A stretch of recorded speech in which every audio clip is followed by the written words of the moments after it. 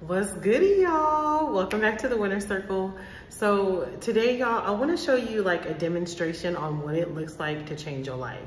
The cycles that we go through and what we experience when we're taking the steps to change our life, to go after our dreams, to work on our personal growth and development, to just pursue something different, to reach into generational wealth, break generational poverty, become that generational curse breaker, become that seer. I'm gonna show you what it looks like to change your life. But before I do, if this is your first time seeing me, man, do what you gotta do to become part of the Winner Circle. Whatever platform you're watching this on, make sure you like, subscribe, follow, do whatever you gotta do. If y'all been rocking with me for a minute, I love y'all. And y'all know this is about to be a good little demonstration. It puts me back in like my teacher mode, my teacher vibes. I did a little bit of homeschool teaching before, y'all, when I was a group home director and all that COVID stuff hit. I was forced to become a teacher, an at-home teacher. But let's get into it, okay? So this is your life, okay? This empty container is your life. And inside your life, you have childhood trauma. You have old belief systems, doubts, fear, worry. You got physical trauma, sexual trauma, abuse. You got the beliefs of other people that you can't do it, you can't be successful, you won't be able to do this, you won't be able to do that. What else do we got in our life? We got sickness. We got people believing that money is the root of all evil and money doesn't grow on trees. Your belief system is around money. And here's all this baggage that we have in our life, okay? We have all of this different trauma, all of these other belief systems that we adopted from other people. Because the bottom line is, when we're born, we literally get placed in environments and we get molded and shaped into only what our parents or whoever raised you believed. That's literally adopting other people's belief systems. And let me just tap in with the belief system for a second, okay?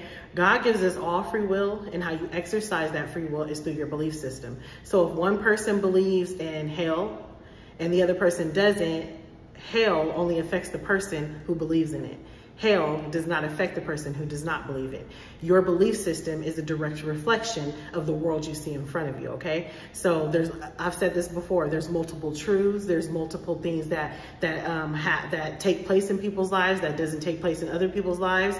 And the more you elevate, the more you grow, the more you ascend, you'll start to see that, okay, your world is what you make it. Your belief system is a direct reflection of your world. Your universe is what you project out for it to be. So if you have fears around anything, it's coming from your own mind, your own belief system.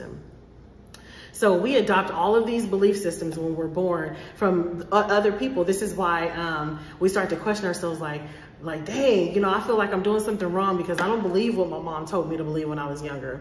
You start to get older and you're like, I don't believe in this and I don't believe in that. And you start to explore new ways of thinking, explore a new belief system, explore new truths, explore things that more resonate with you, because now you're trying to search for your own truth. You're trying to search for your own way of life instead of just adopting and subscribing to what everyone else has taught you, okay? So this is filled with all of our trauma and other people's belief systems and our fear and our worry and our doubt and all of these things, okay? This is what your life is like. So the moment you decide to, you know what? I want to make more money. I don't want to believe in this. And I feel like there has to be another way. And if you're a part of the Winner Circle, I know for a fact that, man, leave me in the comment section if you know what I'm talking about right here. I know for a fact that you've gotten to a point in one day in your life where you're like, there's got to be a better way of life. There has to be a way for me to make more money.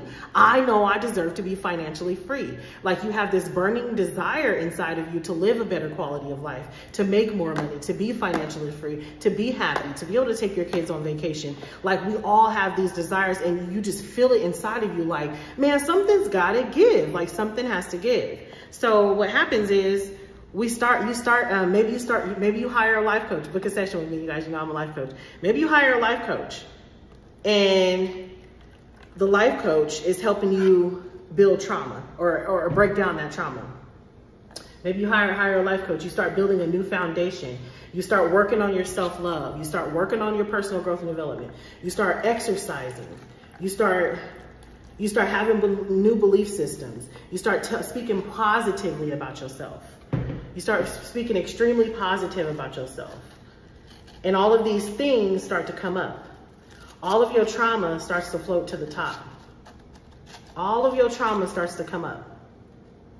And a lot of the times what happens is 30% people, when they see these things start to come up, they get scared and they turn back. They turn back around. They're like, I don't want to talk about sexual abuse. I don't want to talk about fear. I don't want to talk about what my mom did. I don't want to talk about what my dad did. I don't want to talk about my parents not being there. I don't want to talk about that uncle who did something wrong to me. I don't want to talk about me being bullied as a child. I don't want to talk about none of that stuff. And so people, 30% people, they turn back around and they go back to that old ways. They go back to that old lifestyle. They stay stagnant because it's more comfortable for them to just suppress those things instead of having these things rise to the surface. But for the ones who do keep going, you keep on seeing your life coach. You keep on talking to Coach E. You keep on spreading love. You keep on living in your truth. And the more you do that, you keep on pouring into yourself. You keep on pouring into yourself, and these things come up. These things start to fall off one by one. You start to uproot all of these demons that you have. You start to uproot all of this trauma that you have.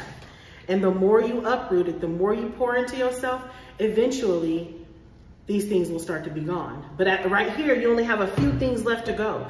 And 30 more percent of people, they can't handle it. It's too much pressure, because now they started talking about their trauma. They started talking about their negative belief systems. They started talking about the things that hurt them.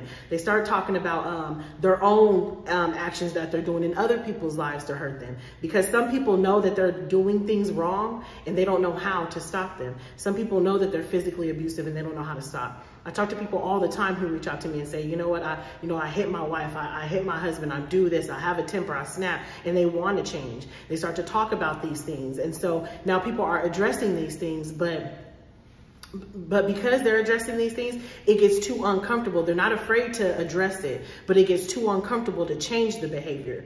So the only thing that's left is for you to keep pouring into yourself. So that other 30%, they're gone. And you keep on pouring into yourself. You keep pouring into yourself. And eventually, the more you pour into yourself, all of these things fall off.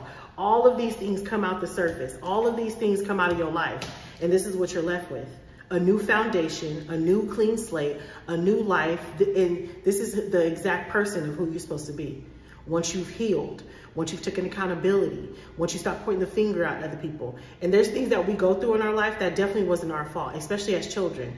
But the moment you release this person owes me closure, this person owes me an apology, this person needs to acknowledge what they did to me. You can't expect other people to step into their own truth. All you can do is step into your truth. The more you sit here and say, my mom needs to apologize to me, my dad needs to apologize to me, my uncle, my this, my ex-husband, my ex-wife, this partner, this person, this boss.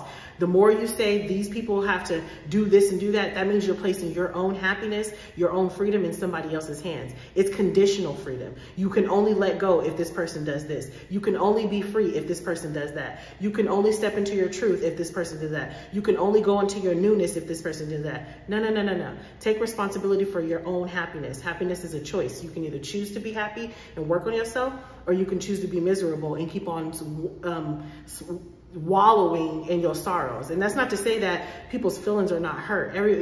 People have trauma, but the more you work on yourself, the more you pour into yourself, you uproot those things. And the more you uproot those things, they come out one by one. And sometimes it takes some time, but they come out one by one. And then eventually you'll have a clean slate. You'll have a clean life. You'll have a new foundation and step into your newness of who you truly are supposed to be, who you truly are meant to be. And this is the true definition of healing. When you start your personal growth and development journey with Coach E, when you start to step into your newness, when you start going after your dreams, when you start going after your goals, when you start pouring into yourself, when you start loving yourself, when you stop negative self-talk, when you start doing the things that fulfill you, that serve you, that uplift you, that cultivate the person that you're trying to become. This is what it looks like, okay? All of those things start to surface, but eventually they all fade away. So don't turn around. Don't go back when you start to see trauma and things surfacing. They have to rise to the surface and manifest in order to purge these things, because you won't be in alignment with these things if you don't address them, if you don't let them come to the surface and purge these things, okay? So step into your newness. You have a clean slate waiting for you, okay? I love y'all. I'll see you next time.